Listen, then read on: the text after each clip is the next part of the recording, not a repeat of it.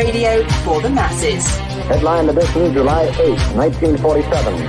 The Army Air Forces has announced that a flying disc has been found and is now in the possession of the Army. If the game is rigged, change the game. Game changer.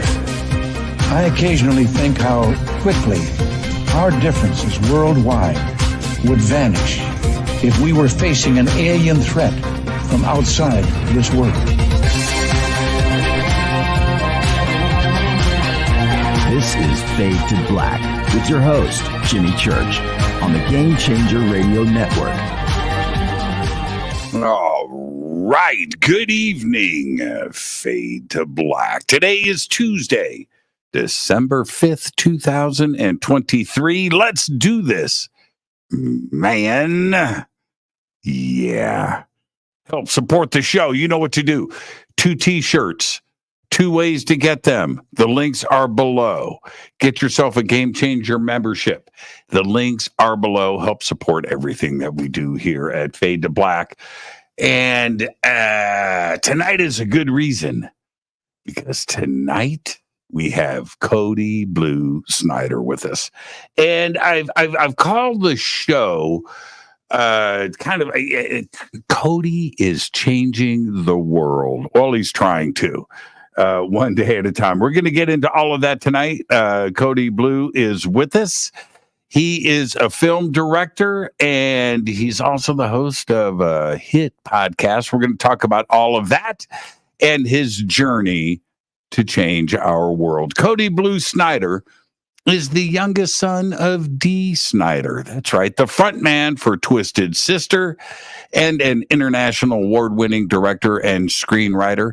He was recently nominated for a 2023 iHeart Radio Podcast Award for creating and hosting the hit psychedelic podcast series Awakened Underground. And the links for that are below. You need to check that out. It's an amazing podcast. Men's Health Magazine just did a big expose on Cody's healing journey with psychedelic medicines.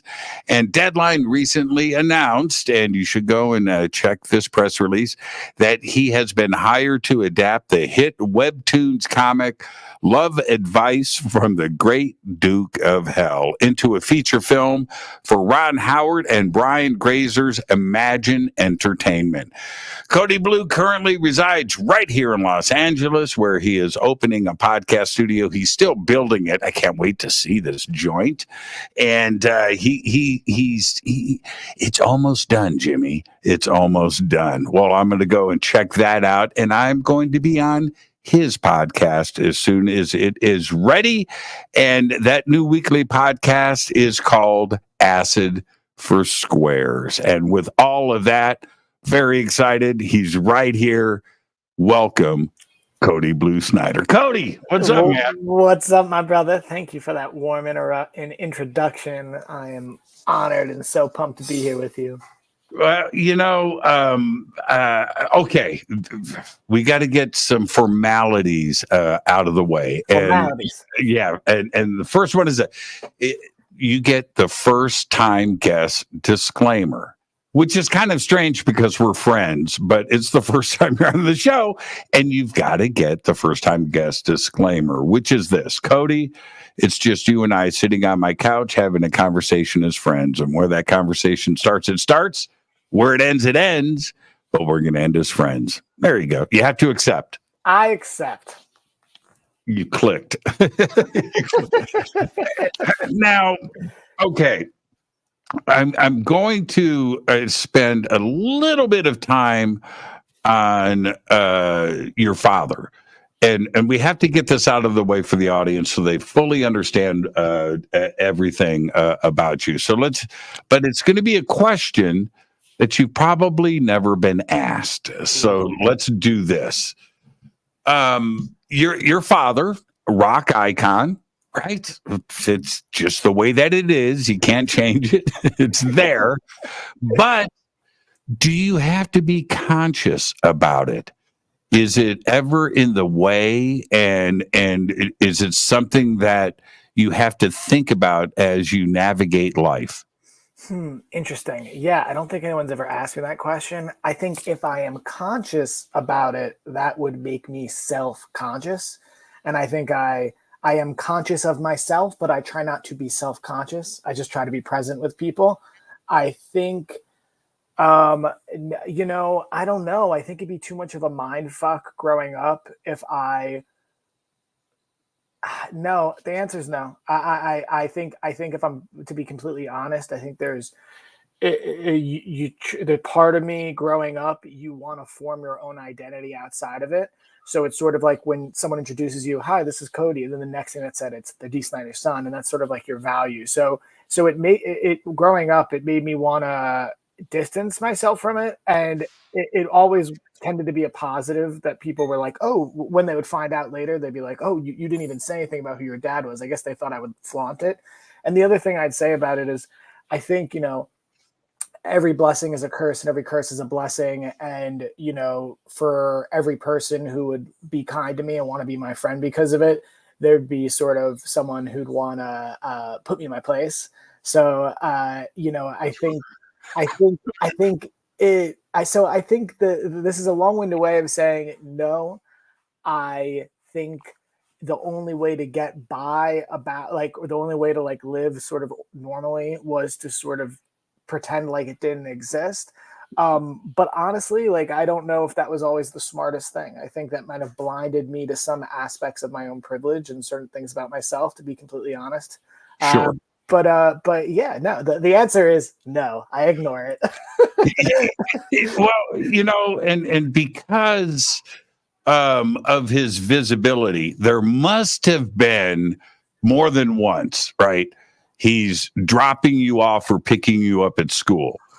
And you've got people around you that don't know, right? Because you're avoiding. Your dad is Dee Snider. Is that Dee Snider picking you up? And now you have to be, I would assume, like, this person wants to get to know me because of who's picking me up and dropping me off at school, not because I'm Cody Blue. And am I wrong in generalizing something like that? There's a couple things that you're saying. Okay, so one thing I'd say is I think growing up with my dad being, so we would go into a public setting and people would start coming to him, asking for photos, asking for autographs. And he would sort of developed a protocol that would change over time. Typically, and it still is to this day, is I'm with my family. He won't take photos because it starts a chain reaction and so on and so forth. But, seeing my dad have to sort of throw these walls up on people that were so excited to sort of meet him or get a photo with him, it made me hyper sensitive to the disappointment of those people.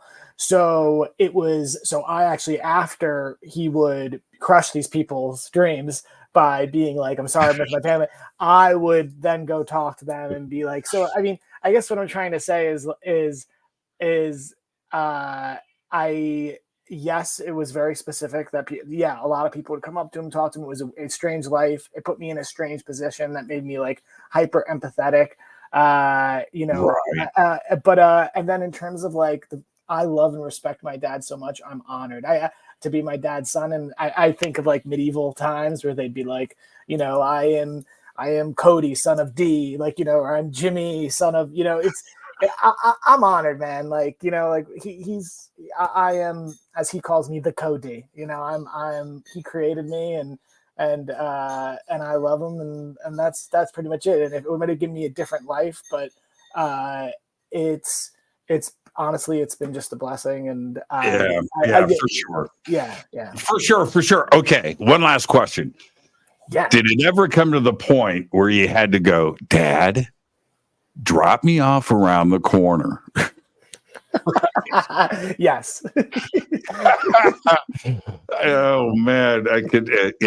I'm sure he understood. Oh, he couldn't help it. I've told you a ton of stories. I think it was more difficult growing up with my incredibly hot mother than it was growing up with my father being a rock star. And I don't mean to call my mom hot. That's just what I hear. And the two of them together, my mom would walk in with her heels and her I mean, I remember playing basketball games like in an away game at another school. It's a hostile environment. I'm at the free throw line. The game's on the line. Big moment. And I hear someone on the other team be like, psst, psst, dude, look, you see, I think that's Dee Snider. She's grabbing that lady's tits. And I'm like, and I look over and they're making out on the stands. My dad has his hand wrapped around her back. He's feeling her up, and the entire stand, every mother and father in the place is filming my parents with their camcorders. that is and you made the free throw and nobody saw it. I don't know if I made that free throw. I missed it and no one saw that I missed it. All right. So we've got all that out of the way. Let's change gears for a second. When did let's talk about Fool's Day, okay? And for a lot of different reasons. One, it's a short film, and everybody, you can go to Cody's film page and you can go and check it out. It's a short film. I think it's 20 minutes, 25 minutes, right? It's 20 minutes. Better to watch it on Vimeo if you can, but yeah, it's out there. It's out there. Now, that film is nearly perfect. At least for me, right? I watch, I'm just like, man, this is right. It's a perfect film. And it's about, I don't want to give it away. I don't want a spoiler thing, but when I see something like that, there is a talented director behind it. Directing children is that's it, right? And there's only a few directors that are really, really good at that. And you captured that.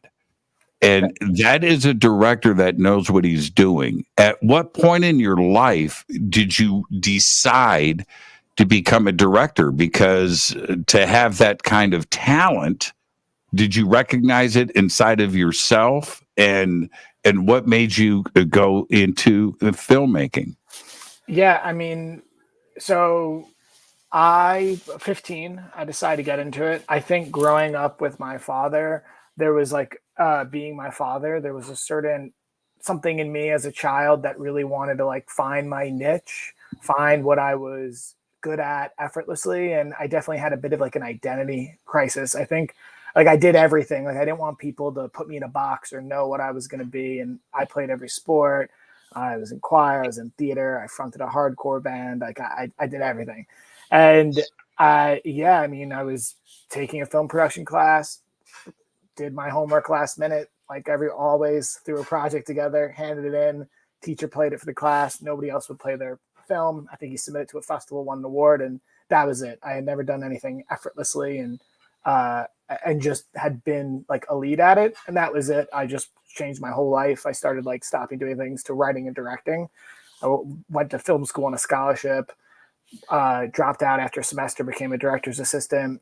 Made my first short called All That Remains. It was like a multi-World War II period piece shot on Super 16 with my whole family. Mom did makeup. My dad acted in it and, was transpo, driving people back and forth to the train. And my brothers and sister worked on it and, family affair. And yeah, I mean, that got me directing music videos and commercials professionally. I became a big metal music video director. My biggest videos were for a band called Motionless in White. I did a song called Devil's Night and Immaculate Misconception. Those were two of my earlier music videos. And then, that got me like signed and repped all that work in LA, but I made Fool's Day, premiered at Tribeca, and, the rest is sort of history. It like blew me up when I was 23. I think it's played almost 100 festivals internationally. It's won almost 50 awards. It was #1 on the Viewfinder's list. I think it's arguably considered, by many people, one of the best comedy short films. So I mean, it's like an elite film within its category, but that kind of sucked me into the Hollywood machine.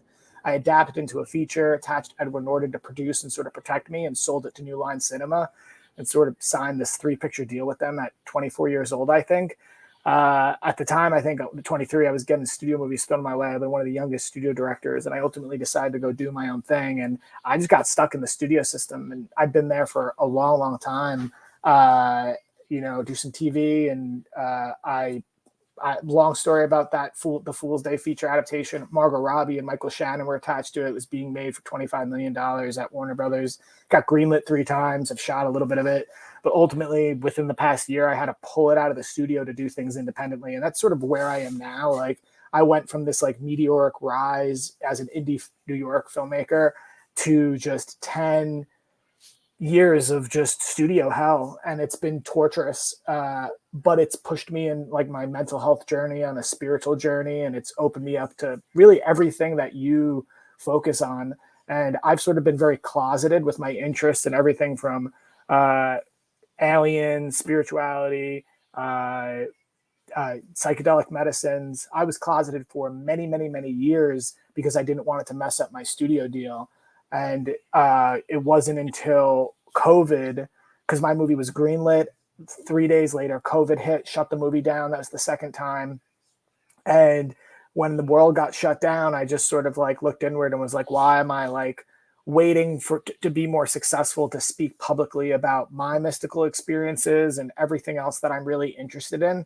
And that was it. I started making projects in the space like Awaken Underground, which is the podcast you mentioned that goes over psychedelics and how my family healed working with those medicines.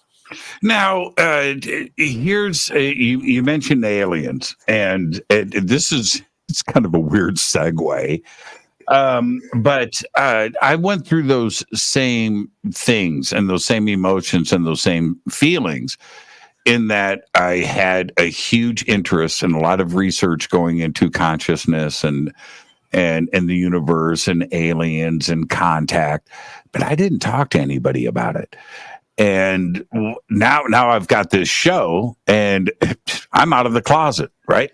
I don't give a crap anymore. Yeah. And that's it. And I am a better person because of that.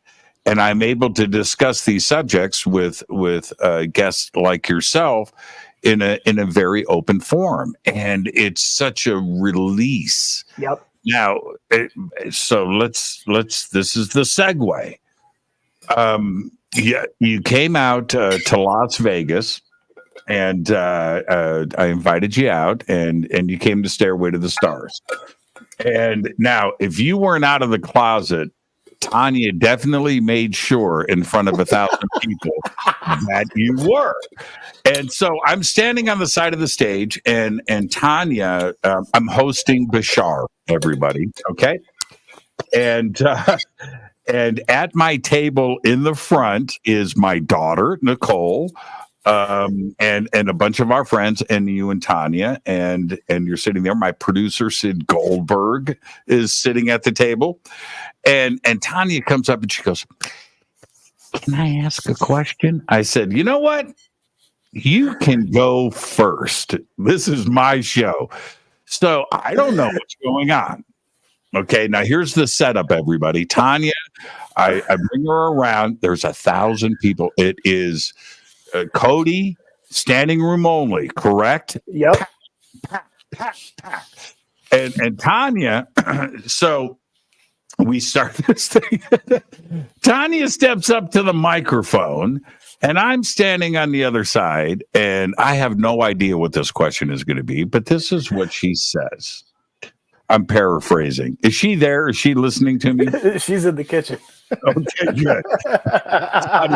Tanya, I apologize in advance. Okay, so Tanya steps up to the microphone, and she goes, "Bashar, I've got a question.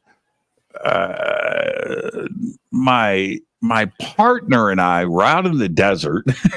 Right? Oh, you're gonna out it. And we meet. I think she said we meet 3 aliens, and they are dressed. And I was like, "What did she just say?"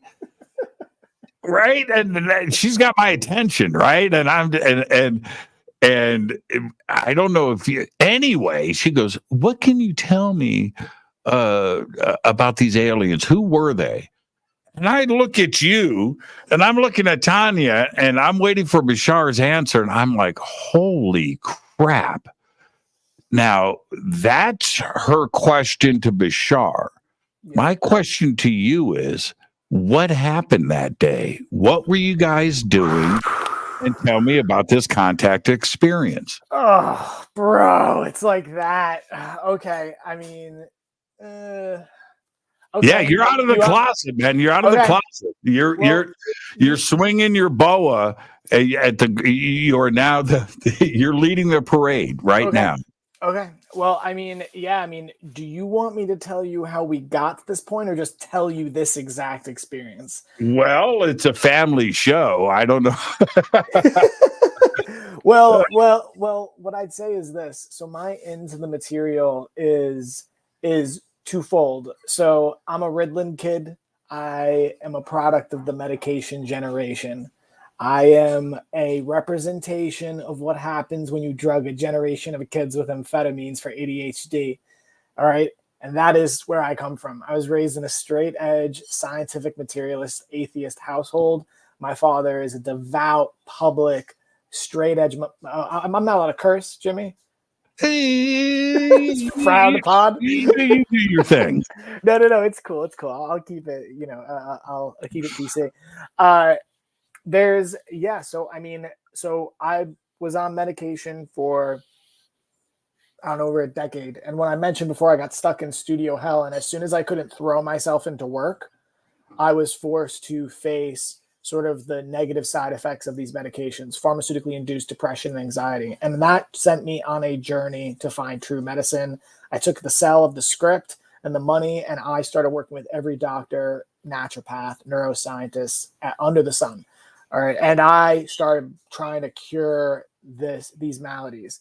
Now, simultaneously, while I am taking this journey of all these different medicines, which eventually led me to the Amazon rainforest, working with shamans, the Shipibo tribe, where I healed all of this, working with psychedelic medicines, and I got hooked up. I got brain scans before and afterwards, so I have like scientific evidence. Healed 3 concussions from sports, rewired my brain, right? Changed my life. But that year, I got hired to write a movie about the former president of psychiatry in the 90s named John E. Mack. I'm sure you've spoken about Dr. John Mack. Sure. Okay, so I got hired to write his biopic. And when I got hired, the producer briefed me into a bunch of information. I was listening to his hypnosis sessions with his patients, and I even got to meet his patients. And when I was listening to the hypnosis sessions with his patients, this is about almost 10 years ago, it was scary. I was listening to people, acting horrifically as they were being abducted. They're screaming, "Please God, help me. No, no, no, please, please." And it freaked me out so bad as I was doing the research for this movie. I shamelessly was sleeping with my lights on, and that's the only time I've done that in my adult life. But I was freaked out. I was convinced that the UAP, UFO, alien phenomenon was really happening, and it was a negative thing. And this is coming as a scientific materialist. So I was spooked. Seriously spooked. And I'll kind of jump ahead here because several phenomenon happened, but I started doing my formal ceremonies with shamans. First, I did a mushroom ceremony with a Mayan medicine man, and then I went to Peru and did several ayahuasca, wachuma, bobensana, vilca, which is DMT.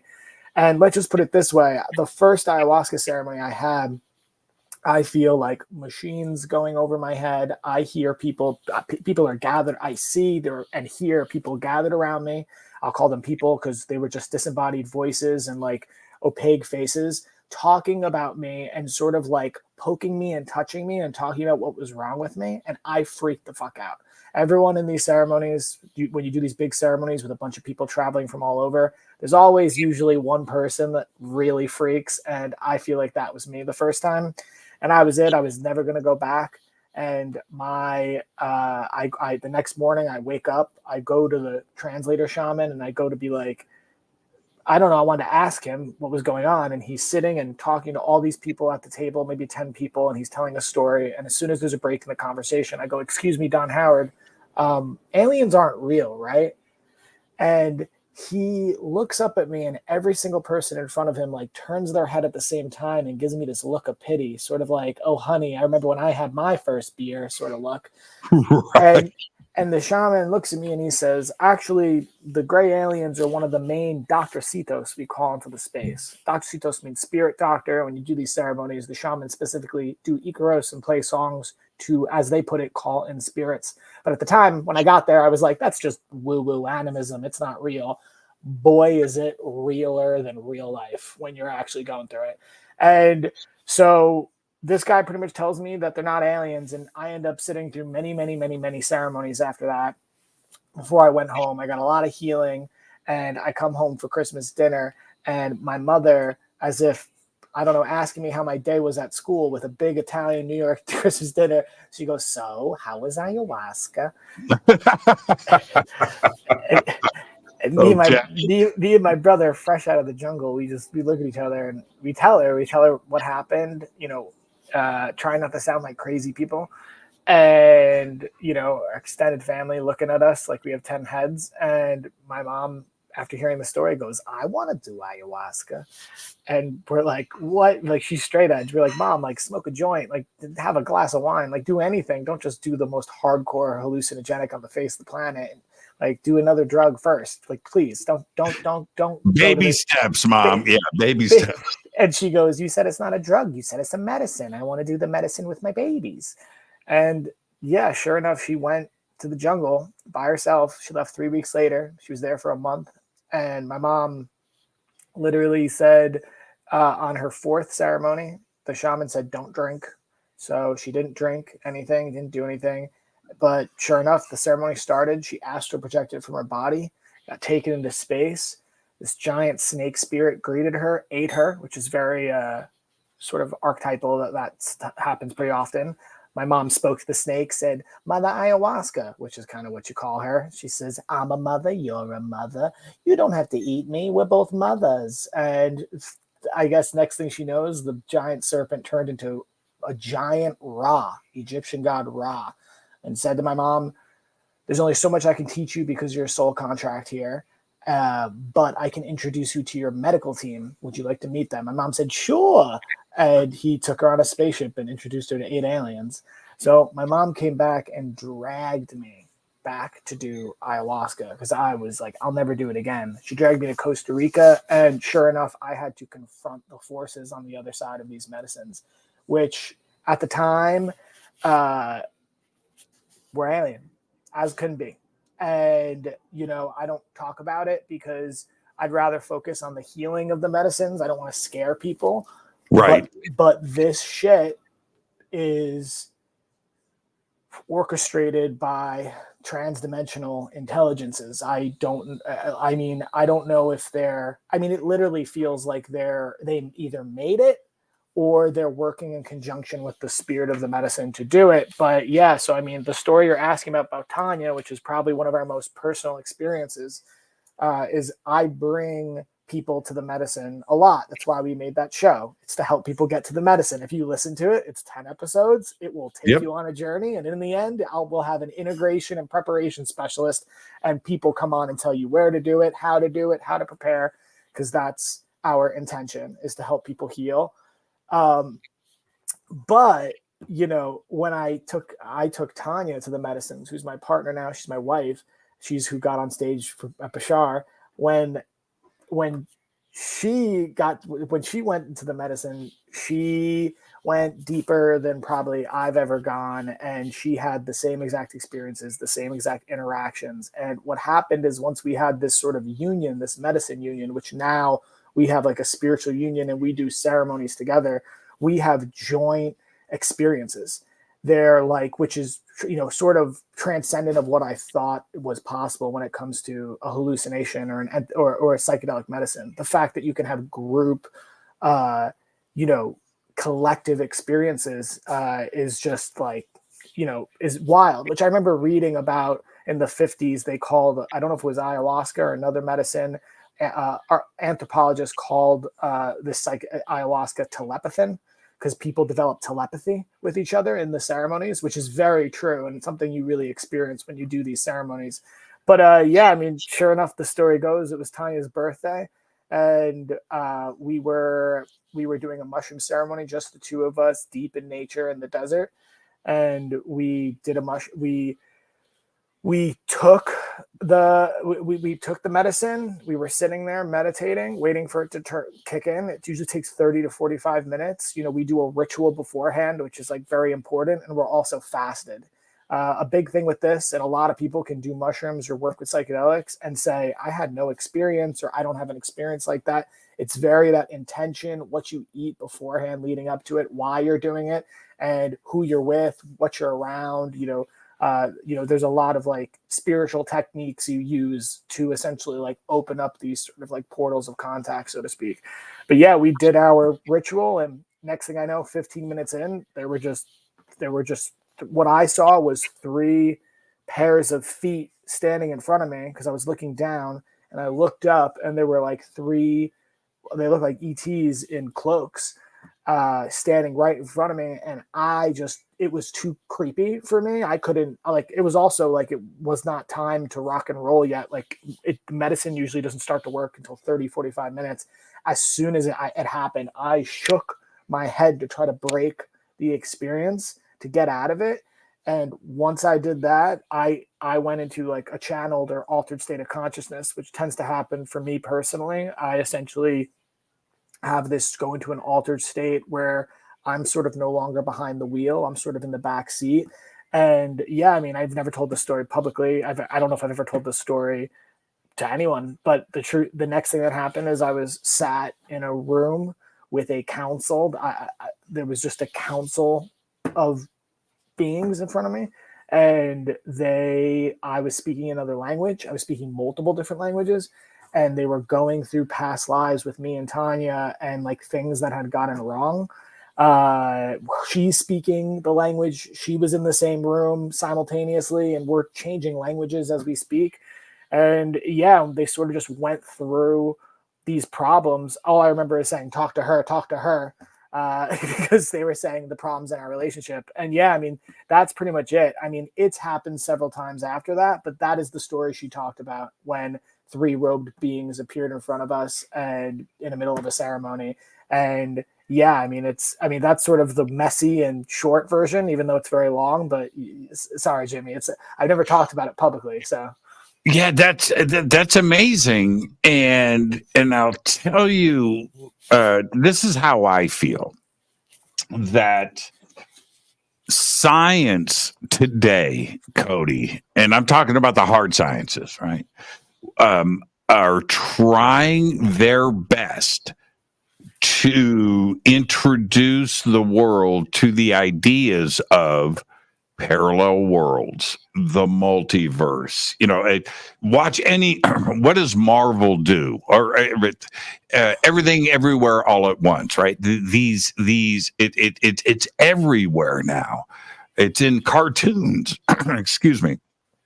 And the science behind what these medicines, and specifically ayahuasca, is access to another dimension that is real. And science, which is doing their damnedest with quantum physics and theoretical physics and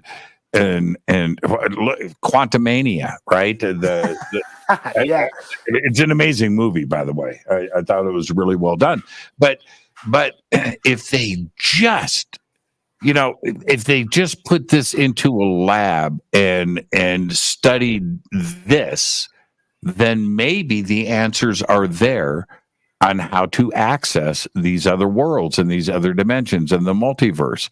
And that's the strange part. Science and this ancient medicine, which is thousands of years old, they need to get together. They right. need, and I'm waiting for that to happen. Well, I think it's happening. There's definitely a ton of good science on the healing effects and, the impact of these experiences. I had a fractured spine. My first mushroom ceremony with the shaman, I walked in with a back brace. I've never worn it again. It's healed my mother of parasites and neck contusion, chronic migraines, insomnia, healed my brother's chronic depression. My brother was virtually suicidal, healed Tanya's back from a Mack truck hitting her as a kid. It goes so deep with the actual healings, but what you're talking about in terms of how I make contact with other dimensions, yeah, the science has a ways of go, but it's, the thing that's going to get in the way is the tools of quote unquote shamanism, which is essentially, right, mysticism, shamanism. Everyone has a different term for this, but essentially we're talking about non-denominational secular spirituality, pre-corporatization of spirituality, which there is no spirituality. It's just essentially your relationship with the universe. That's it.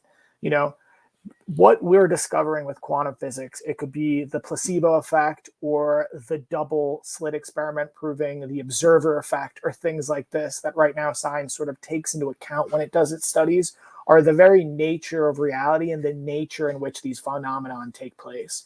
The fact of the matter is that essentially one of the main fundamental mechanisms of our reality, it's really a precursor to why this reality even exists, is free will. And you really have to ask and call in these experiences to make them happen. And once you ask, game on. And it's that simple. We do know a lot of, there is a lot of science out there. We understand like humans, and I'll say this because your audience is super advanced because you do all this shit. Normally I don't speak on these terms, but when it comes to ayahuasca, right? Ayahuasca is two plants. It's the vine and it's the chacruna leaf. The vine has the chacruna has the DMT. The vine has an enzyme inhibitor that allows your body to process it, right? Which is so amazing that these tribes found these two random plants that if they brewed for a certain time that they would create this transcendental brew. But essentially what's happening is you then are creating this sort of long form experience of producing and processing dimethyltryptamine, right? Which we know DMT comes from the pineal gland, which is essentially the third eye. They call it in the East. It's a bioluminescent gland in the center of your forehead that secretes this chemical DMT when you dream and when you die and when you're born. Now, here's the fascinating thing. Your brain is broken into two hemispheres. All of us are broken into our dual. We have two eyes, two hands, two noses. There's something fundamental about this duality, this gender, this split, this separation of the one, separation of oneness. We're experiencing separateness. But what happens is there are only two parts of your brain that are singular. That is your pineal gland and your hypothalamus. So your hemispheres are separated by a blood-brain barrier, by a fluid. But what happens is when you activate your pineal gland, what it does is it balances the hemispheres, physiological hemispheres of your brain, and it also balances the essentially the electromagnetic polarity of your spirit. So when you do that, you turn yourself into a human antenna for interdimensional contact. And that is specifically how the healing is transpiring and taking place. When it's interesting that you brought up the double slit experiment because you've been to Peru. I just got back from Peru, and I'm at this site, which Peru, by the way, so my feet are tangled up in my headphone cord. It is so bleeping spiritual, and it's spiritual on the nature side. This is my experience on the nature side of things, a full grasp of nature and the planet. It's crazy, and you see it everywhere. Anyway, so I'm at this site, and I'm with an archaeologist, PhD. His name's Teo. And at the site, there are two sources of water. Now, and maybe you've been there, but it was extraordinary to me to see this. One source of water is coming from the ground up through the granite and the minerals, right? Okay, so it's a ground source. The other source of water, you can see it, is coming off of the glacier that's right behind the site. And you can see it. We're at like 13,000 feet. The engineering behind this blew my mind. So at the top, the two sources of water are combined. Okay, wow. So you have the glacier and you have the underground, and it comes down this channel, and I'm standing and I'm looking at it. I'm like, something. Okay, hold on a minute here. So they're combining the water. It goes down, splits into two drains. This is all megalithic rocks, right? It's laid out. It's brilliant. And then goes down into this pool, splits into four drains. And I'm watching and I'm looking. I'm like, wait a minute here. And I'm watching the waves that are created from the four. It's the double slit experiment. And then comes down, the waves combine, and then drains out into one drain. Whoa. Okay, so I'm standing there with Teo, PhD archaeologist, brilliant mind, and I go, I'm looking at the double slit experiment, right? And he goes, exactly. Wow. The waves are combining, and the part of this and the white and the glacier and there's coming down, and I had to stop Cody and go, how did they know this? This is thousands of years old, and this combination of things, and it all goes back to ayahuasca, the spirituality, and what they were doing, and why this water has been combined and recombined, and then drank and purified into the valley below. It was just brilliant to me. Whoa. But it was the double slit experiment, but the 3,000-year-old version of it. It's just incredible to me.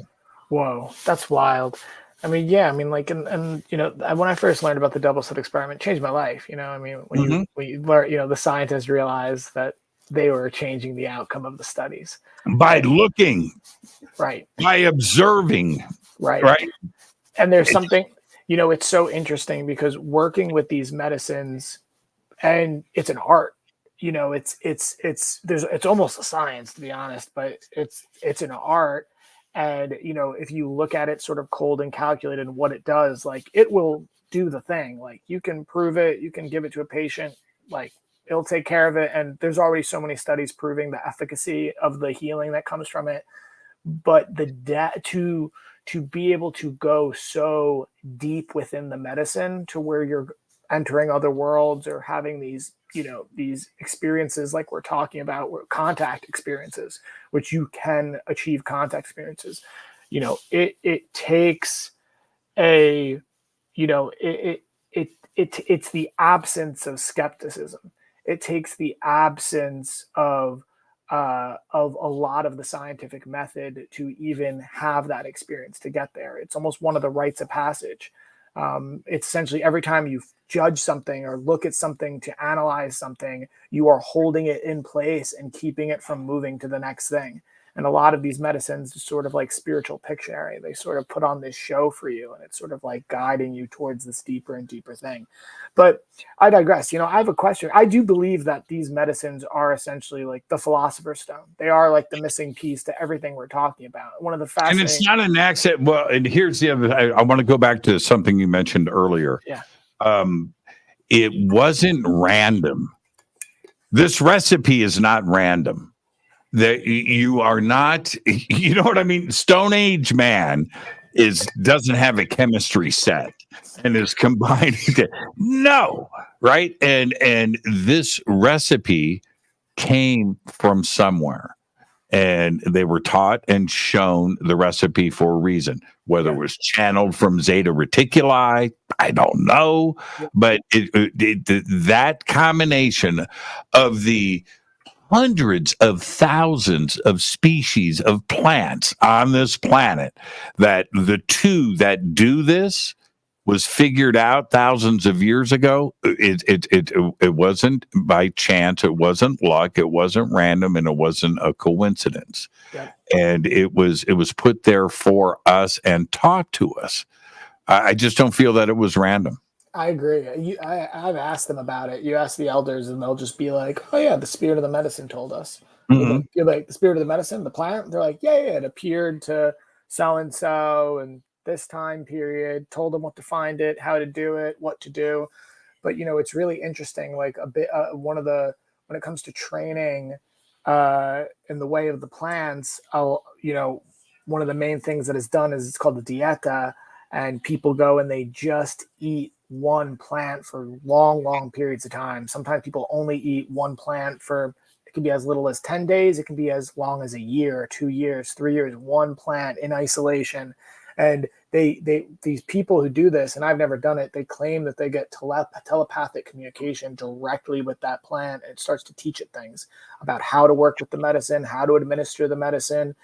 Teaches them songs, and to them their songs are medicine. They're an ancient technology that put a vibration out that attunes the patient to a more healed frequency, or to a frequency that will help them purge the disease they're experiencing. So I'm with you, bro. It's no joke, 100%. And the reason that I've decided to focus on the medicines and making content about it is not just because of my personal story, but also just because I believe that there's so many issues with the world, but I believe they're all sort of symptoms of a sick consciousness that we view each other as separate, as opposed to viewing ourselves as connected, and that what happens to you, Jimmy, happens to me. And if you're not well, I'm not well.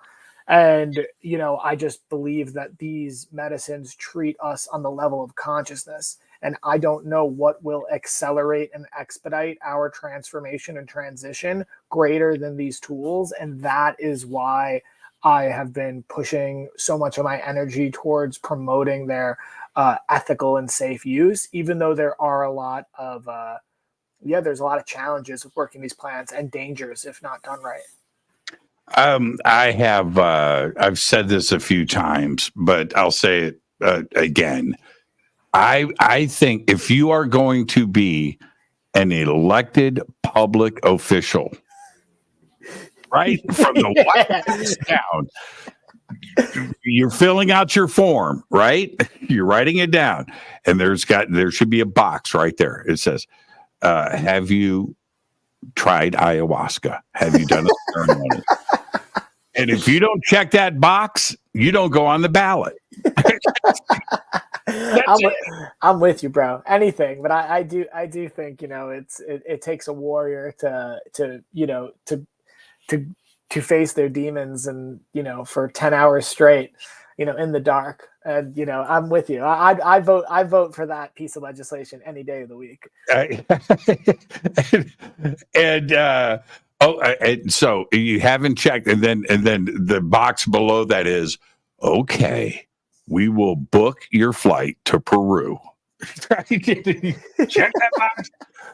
And then you come back with your certificate stamped by the shaman, and then you can go through the process again. And there's reasons for that. I used to, not that we're going off into a drug conversation, but when I was a kid, I used to say, you know what, man? Everybody in the Senate needs to smoke weed. Just once, just get it out of the way. And I used to say, and now we're kind of there. Right. We're kind of there. I have here, hold on, I pulled this up just for you. And let me back up one shot. Okay. I have here. Okay, you ready? Yeah. I'm going to pull up this image, and you have to see this. And I wasn't exaggerating about this and how I felt about this when I saw it. There's your double slit experiment. And so now when you look at this, now this is this goes all the way up the hill through this channel. Oh, dude. Down, it goes into one, goes into, you see it right here? You see that? That's the one, right? And it goes into this pool and goes into here and then drains down the water. See, it's the waves. You see the waves? 1, 2, 3, 4, right there. It's the double slit experiment. And then it drains down into that. And now I'm going to pull this out, and then I'm going to show you the top of the hill where here's the source. Are you ready? This is, I mean, to me, this is mind blowing. That's where it starts. Oh, wild. Is that? Yeah. That's from the ground, or is that the? That's the combination of the, you have to see that what's above it, right? Of the underground and the glacier mixing, and it goes into this, goes down through that, and then into the four-way. Wow. But it was just, it's the engineering. Look at this, and see this channel right here. It's going down there, and then it goes to the next one. I love your selfie game. It's strong. Yeah, my selfie game is good. Yeah, and so and here, whoa, that's the water going down the mountain as it's been combined, and I'm telling you, this is the engineering behind all of this. I'm going to back up a couple of shots and look at these channels, and they are everywhere. See, right? And draining off of the mountain and combine. That's a drain, and I'm like, that is, see where my thing is right here? You see my mouse? Yeah. There it is, combining right there. Yeah. It's my look, drain. That's engineering. Look, it's like, and I'm looking at this and I'm like, who thinks this stuff up? Now, if you look here, go all the way up to the top in the left-hand corner, you can see it down, comes down here, goes down here, goes down to, and all to combine in that one spot with those four. Look at this. Look, just down. It's an engineering marvel, all to, and that's me drinking the water right there. Look, there it is. Whoa. It's just incredible. And I'm just telling you, I'm looking at all of that to combine into those four, and then to combine back into one. It's just wild. Jimmy, I have a question for you. Yeah. So all right. Disclosure first. I had the honor of being your guest, and I got to watch you do your thing for 48, 72 hours straight, something like that. Mm-hmm. And I was so blown away how grounded you were, and you came from such a grounded place. And, I think that's what we all, why you're so good at what you do, and what we need around these conversations. 'Cause it's so, you're talking about mysteries and the unknown, and so my question for you is, what the fuck? Oops, sorry. Whatever. What do you think's going on? What do you think is going on? And, and what I mean is, when it comes to the protocol in place, call it UAPs, UFOs, mm-hmm. What do you think they are doing? Who do you think they are? Do you think we don't know? What is your take on everything after talking to so many experts over so many years? Yeah, that's a great question. And certainly what my view of things 15 years ago, completely different. How so? Completely different. Because I was raised, I thought, well, okay. little green men in little metal flying saucers cruising across the universe, looking out the window at planets. That was my take on things. Which comes from the dogma that were shown, the B movies from the 1950s, right? Okay. Right. All right. So there's that part of it. What I understand now, and it's certainly through thousands of interviews, but also a ton of research and my study into science, because everything I need science to confirm my woo-woo. Okay, that's my goal. That's my goal. I need that so I don't feel like I'm losing my mind. Right. But here's my take. Okay, now this is the answer to your question. I feel that with the number of planets just in our Milky Way, which the number is in probably around 100 billion rocky planets like Earth in the Goldilocks zone. So it's not frozen water and it's not boiling water, right? Okay, in the Goldilocks, 100 billion planets. 100 billion. Now, every billion, as we know, is 1,000 million. I'm not talking about 1 million planets, because that would be a big number. But when you talk about 100 billion, that's 101,000 millions, right? That's a big number. Now, how it's a mind-boggling large number. And what percentage of that, even if you take 1% that could support life, and then take 1% of that 1% that is advanced life, we are talking about 100 million advanced civilizations in our Milky Way. Now, if we take that, Cody, and ask the question, how many of those know that Earth is here? Okay, so now let's reverse it. What are we doing on this planet right now? We're looking for exoplanets. We're venturing out.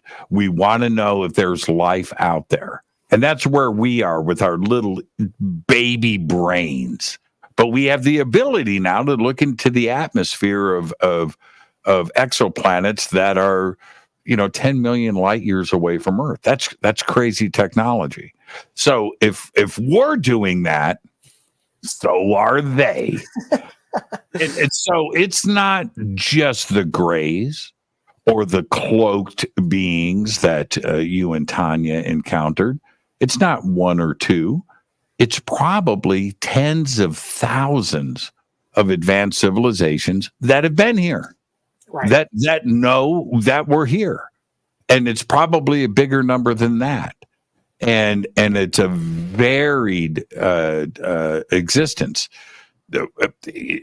Tall, short, fat, this, that, 5 arms, whatever, right? Or many that look exactly like us, because DNA is universal. And that's my take. Now, the government knows this. Universities know this. Corporations know this. And we as a civilization are getting smarter as Earthlings. And we now know that it's an impossible thought to think that we are alone in the universe. Right. I think everybody generally accepts that we are. We can't be alone, right? And so we're getting that drip, drip, drip, drip, drip, and it's coming at us because something is about to blow open. And I don't know what that is. I don't know, but people do. And the only way to keep us from freaking out is to slowly get us acclimated. Right. Because when the big thing happens, we're going to go, all right. You live in LA, okay? And I know what you live in my neighborhood. And And that's what I love. You and I can talk about streets and restaurants, and but I know where you live. So just imagine this for a second: the 101 and the 134 and the 405, the busiest intersection on planet Earth. Right. That is the craziest intersection at 5 p.m. in the evening on planet Earth. Right? No question about it. No question. Now, if a flying saucer landed on the 405 at the Sherman Oaks exit, right, during rush hour, two things would happen. One, traffic's going to get stopped. And for about 15 minutes, as KTLA has got their helicopters, right, flying overhead, there's a flying saucer on the 405 freeway at the Ventura Boulevard exit. Okay, so you're going to have that for about 15 minutes. At 16 minutes, somebody's going to get out of their car and go, get that thing off of the freeway. There's not going to be a freak out. You know what I mean? I don't think it's going to take people by surprise. Look at 2020. I mean, that was the most amazing thing I've ever seen, that the government finally acknowledges that they've been covered. They have a secret UAP program. They've spent millions of dollars of taxpayer money to cover up. They have a crash retrieval program. It all comes out. It's all real. It's the biggest conspiracy theory, all come true all at once. And everyone said, "Oh my God." And then said, "Ooh, look, a squirrel!" Like everyone's attention is so thin that everyone just moved on so fast, and it blew me away. And ever since then, I was like, "Oh, we don't have like an ignorance problem; we have an attention problem," which makes sense. I was talking about going on like a journey to heal ADHD, and I read every piece of literature on ADHD from the East and West, and I remember reading a Chinese study, and it said, and this had to be 15 years ago, it was like every hour, the study said every hour a kid spent in front of a screen per day, their chances of developing ADHD increased by 10%. So, and it's like, and look at us, you like we're all, I mean, you get those updates on your phone that says your screen time, right? Like it's, I'm in front of a screen so much, it's crazy. Our attention is razor thin. So, and so short. KTLA, right? Okay, we're live over a flying saucer that has landed on the 405. And coming up next, Taylor Swift broke a shoe last night in her concert. Reaction, and it's immediately just it's so short because you're in the media. You're in multimedia. You're in every form of it. You're writing it, you're creating it, you're editing it, you're distributing it, right? You're shooting it. This is we are in a multimedia world where it's coming at us from every direction. And to have, I don't do politics on the show. Okay. I don't. But to see the geopolitical things that are happening on the planet right now, wars, and this stuff exists on the front page for very short minutes. Right. It's really strange to me how the news just overlaps,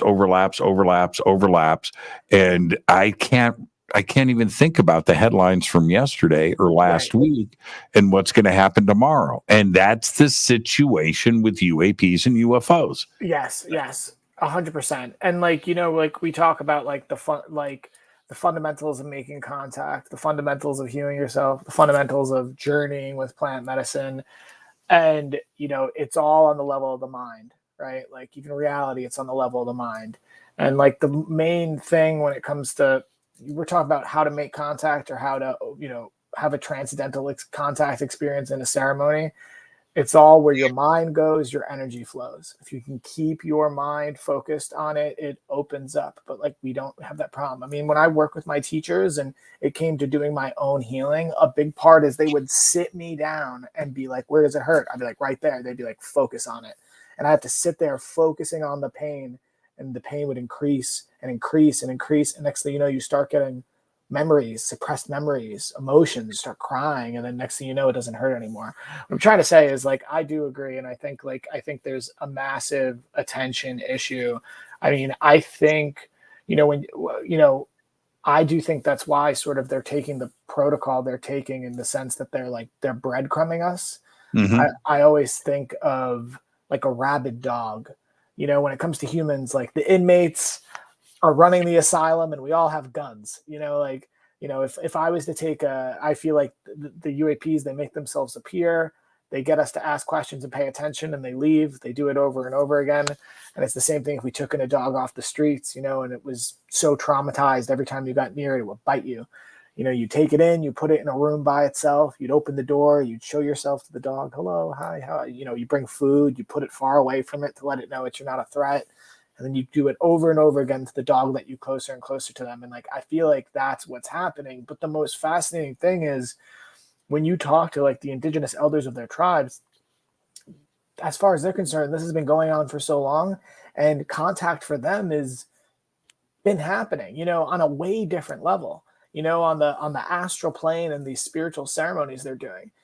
So it's like, for us, it's a very physical thing. For them, they're their ancestors. It's a part of their reality, and that is sort of, I think, the interesting thing. We think disclosure is happening. Disclosure, when we think of it, it's on a very when is the mainstream media going to acknowledge it? When is the government going to acknowledge it? Which they have. When is Congress going to acknowledge it? But the truth is, you go to certain cultures, you go to certain, indigenous communities, and it's been happening. We're late to the party. And it's happening on many different levels too. Yeah, and when you go to, I don't know what the percentage is. I'm sure there's studies on this, but I don't know how many people, the percentage, have not left the United States. I don't know what that is, but it's a big number, right? How many passports are issued for people, American, born and raised here, to leave the United States? And I would say that, I don't know what it is, but it's probably, I would say, if I was going to guess, I'd say 98% probably have never left the United States. And we're in this bubble here. But when you leave and you have these discussions about aliens and UFOs outside of the United States, it's like, yeah. I looked it up. It said, what is it? It says nearly 1 in 6 people have never traveled outside their own state. Yeah. That's nuts to me. That's nuts. I mean, it's 1 in 6 right. have never left their own state, let alone the United States. Yeah, so I guess I'm probably right. Yeah, probably 99%. But that's the thing, and that's me and Tanya, which my wife, again, she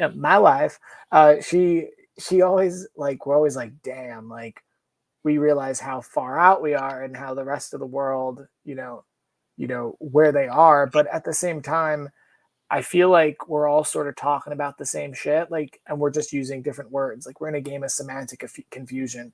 I mean, that's that crazy percentage. But what percentage of the world? Let me see. What percentage of the world is religious? It's in the 90th percentile. Yeah, I would say 95, probably. Right. And I don't think the phenomenons are I don't think they're separate. I think they are metaphysical in nature. And and obviously I'm sure you've talked about this a million times on your show, people but it is semantics, though. It is the Bible. It's a science fiction novel, right? And it's totally semantics. And when you think about that our level of thinking today, of understanding, it increases. We understand. But if you go back 5,000 years and there's alien contact, how are you going to turn around and tell the village what just happened? You're not. What? No, you're going to say gods. right? The village understands that.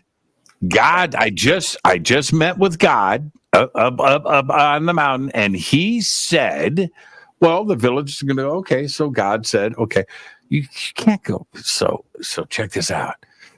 This flying saucer came. These green dudes came out, and they're from another planet. No, it's semantics, and I think that all of those contact experiences that we're having today it's been going on for thousands of years. It was just different words at that knowledge level back then. I think it's really that simple. It is really that simple, and this is like when I was working on the Mack movie many years ago, it's with a new producing team now, but the producer always used to call the abductee, she called it, no offense to people part of the LGBTQ community, but she used to call it the new gay. And she called it because she said it's a club no one wanted to be in, nobody wanted to talk about it. And this is one of the things, I've told you this, Jimmy, like one of the things I appreciate about you is, you've been for a long time creating a platform where people can speak their truth and give a voice to the voiceless. And I think, that's how it all starts. And so many of the people who have had these experiences are closeted. I mean, dude, I never would have said that at all. You literally were like, Tanya got up at a Bashar event and said, you two had this phenomenon. I would never say it. Why? Because I don't want to lose my job. I don't want people to lose respect for me. I don't want, I want to maintain some sort of quote unquote credibility or whatever, so I don't talk about those experiences. But the truth is that's one of many. And what I told you is the tip of the iceberg for that experience. That's a 5-hour long contact experience. I'm sorry, more like 3 hours. But still, like the point is that most of the people, like what we're seeing and hearing is the tip of the iceberg. Most people who are not saying what they're experiencing or not saying what's going on and not say, because they just want to return to life is hard enough.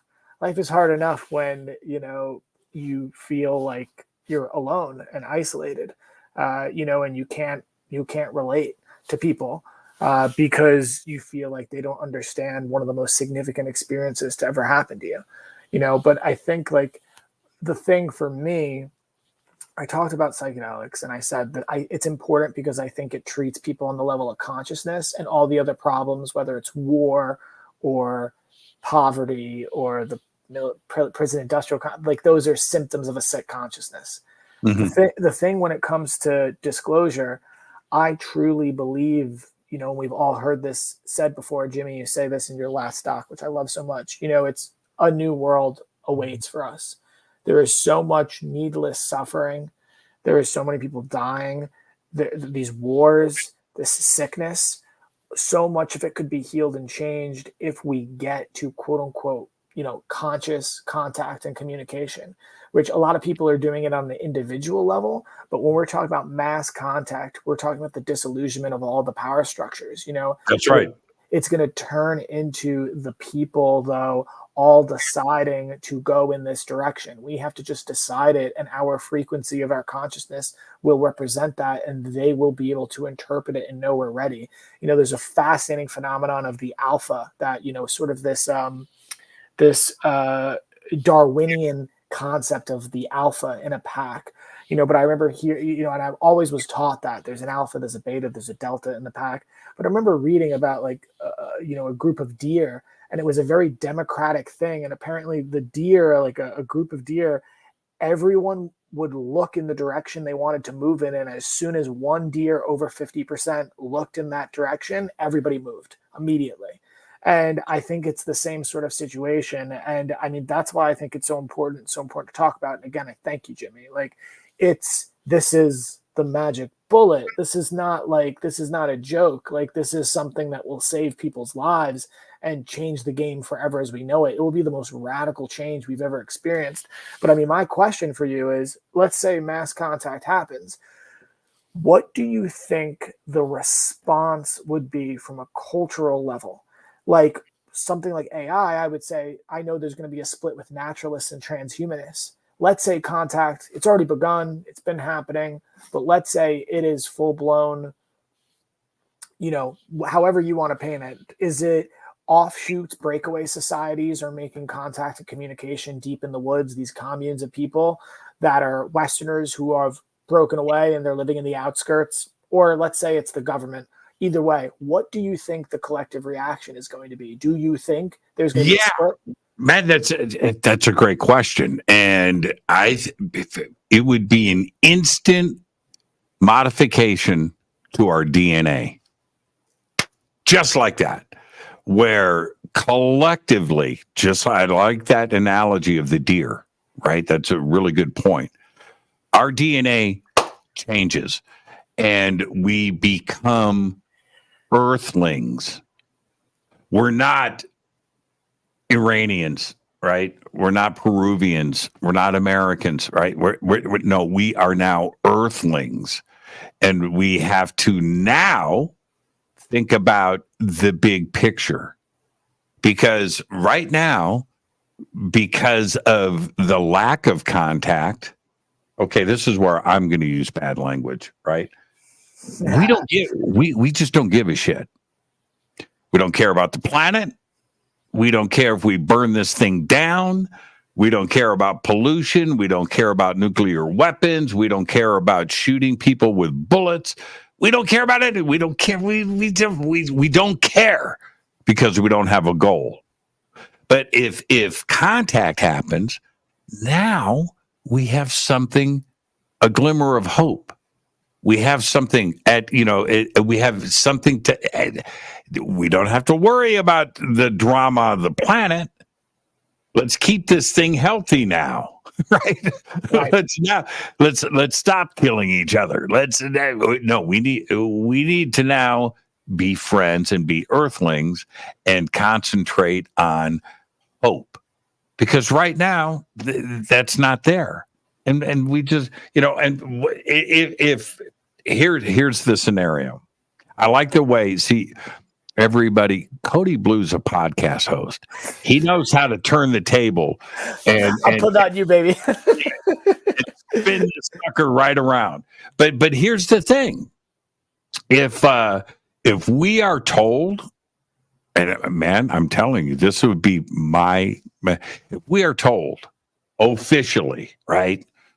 Live on TV, okay, we are alone in the universe. We are all that there is. If I hear those words, let's party. That's it. Let's just burn this. Let's go. Because there's no reason to care, right? But if the announcement is we're not alone, we are, the mentality, I'm telling you, the DNA would absolutely get activated in us, and we would have a different set of goals. Okay. Very, very, very, very, very interesting. I love it. Now we're getting real funky. This is what, now we're okay, because you're making me think in ways I've not thought. Okay, you're saying that as soon as this happens, immediate DNA activation. Okay. So for me, where I stand now after everything I've learned, this is all about free will. This is free will school. That's what this is. Period. No ends, if or buts. I mean, I'm sure you talk enough about simulation theory on your show, and I don't need to go cover the basics. But right, we understand that the odds that we are in base reality is 1 in billions, right? The likelihood is that this is a subset reality, an offshoot reality, of a quote unquote simulation, which the Hindus, I believe they called Leela, the divine game, right? Right. Mm-hmm. So the question is, if you start to use sort of like, and this is the thing, we talked about simulation theory, which it's a very like modern thing. Every civilization in the history of humanity uses its greatest technology to explain reality. So that is why we are using the quote unquote terminology of simulations, because that's our most advanced technology, computer games, right? Computers, right? So, okay. For me, when I start to think about, okay, let's use the model of the simulation, and I start to think of how we would apply simulations for the betterment of the culture in the future, I think of prisons. Prisons don't work, right? the incarceration model doesn't work. I think of a rehabilitation model. I think, oh, maybe we would take the prisoners, stick them in little machines and games. They would in these little quarantine simulations would have to prove that they essentially, under their own autonomy, could consistently do the right thing before they would be integrated back into society, right? So what I'm trying to say is I believe everything's archetypal. It's the mother, the father, the son, the daughter, and we all have the experience of being raised by our parents. They give you everything they can give you. They want you to be, if you have good parents, they want you to be the best version they can. They try to save you the pain that they've gone through themselves by doing certain things for you. And what do? We inevitably rebel. At some point, we say, no, I know better. No, I'm going to do it my way. And it's a Campbellian archetype. Eventually, we come back and we have what's known as the atonement with the Father. And which we sort of take accountability. We understand them and why they behave they are. And we then become very much in service of our parents, especially as they get older, right? I digress. What I'm trying to say here is I believe that we all have free will. That's it. We have free will. Because when you try to suppress a creation or a human being and you try to make them do what you want to do, what you want them to do, they inherently rebel. So I believe as creations or whatever we are, we have free will and we are in free will school. We're in some sort of quarantine zone or simulation acting out this free will. And I believe that is very much why the aliens or ETs or this hyperdimensional beings, whatever the fuck it is, that's why they behave the way they behave. It's in the Bible, ask and you shall receive. And that's the whole thing is we need to reach out. Like we need to be the ones to initiate this thing. And I truly believe that. I believe the key for all of this is going to be us asking. And, it's funny you say like, hey, if they say we're alone, we're partying, but the truth is there's billions of us. And even you, Jimmy, inside of you, you're made of trillions of little organisms. You know what I'm saying? Like we're so not alone. Like literally the word nothing is an oxymoron. There's no such thing as no thing. There's only things. That's right. and so and my point is it's a very simple one. If there's nothing, right? Nothing. There's when we die, we turn into dust, we go into the ground, and everything is over, right? If that is proven to me and that we are alone, man, I'm quitting my job, right? I'm not paying my bills, my taxes. I'm not doing that. You know what I'm going to do? I'm going to go to Vegas and spend my last dollar in a slot machine drunk. I want to hear that. I want to wait. So you telling me that the only reason you don't just go AWOL is because you believe that there is a higher meaning and purpose? That's 100%. Yes, that's exactly what I am saying. That's what's keeping me in check. That's what's keeping me in my lane. Because what's the alternative? And I talk about empathy. I like the way you brought that up earlier.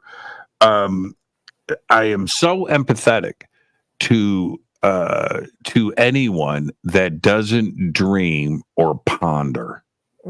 Right? If you don't dream, if you're just driving down the road, going to work, and your belief system is there's nothing. Right? There's nothing. I go to work so I can pay my mortgage, come home, eat dinner, watch the news, go to bed, wash, rinse, repeat. And that when I die, I die. Right? And I have such empathy for that. Just like, how can you live like that? Right. 100% I agree. And I do believe it's, a wise man once said, the secret to life is to die before you die and discover death isn't real. And the belief system is only in that closeness to death are you free to really live. And right. Yes. Right. And there's something like the Tibetan skull meditation where these people, or the Agora, you look at them like the Agora, that like where this meditation, they would wake up and look at human skulls, look at be close to death, contemplate death, because that is truly the key here. I mean, we're talking about some of like the main things that I focus on, and it is UAPs, psychedelics, and death, baby.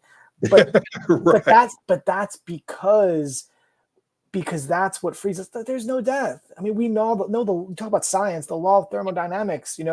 Energy cannot be destroyed nor created. It can only change forms. That's right. That's right. That's right. That's right. How many people have died and report what they see on the other side? How many friends I have who've near-death experiences? How many times in plant medicine it's called shamanic dismemberment? And I used to spend so many years reading before I would touch this shit. It's a death experience. Shamanic dismemberment, when I would read it in the textbooks, they'd be like, oh yeah, like you get ripped apart by monsters and you are reborn, this light being. And reassembled. Yes. It happens, but like it's not like that. But you essentially you start to vibrate and you move beyond your body and you merge with the oneness of all that is. And once you do that, you are smarter than you ever were. You're sharper than ever you are. You're happier than ever were. And you start to travel and interact and learn things. And all I'm saying is this, man, is like, I feel you. I feel bad as well for people who live like that. I don't even understand it. It's like the progress that humanity has made, right?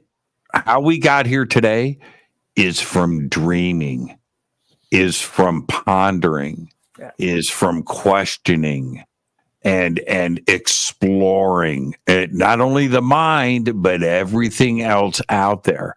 And that's how we progressed. Yes. And if you're not doing that, then you're not going anywhere. Yes. Well, you're going to get to 70. You're going to be 70 years old, right? You're going to be 70. You're going to look around and go, I thought I was supposed to be happy. I agree. And I think it's sweet to feel bad. I have a little bit of a bone to pick with our brothers and sisters that are doing this, because here's the situation. So when you go to a concert, and you dance or rock out with a bunch of people, it's actually one of the healthiest things you can do. There's something called limbic resonance. Oh, yeah, I'm going to interrupt you. I was just thinking that thought.